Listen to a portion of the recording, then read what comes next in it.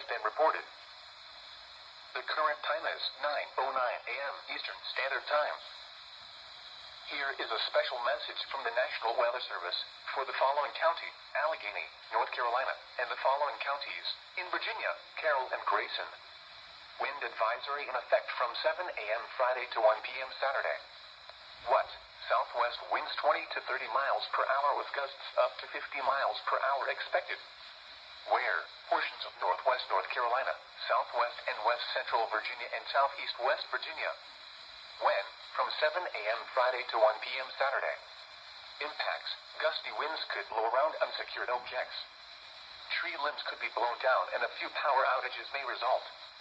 Additional details: higher elevation locations will experience slightly higher gusts.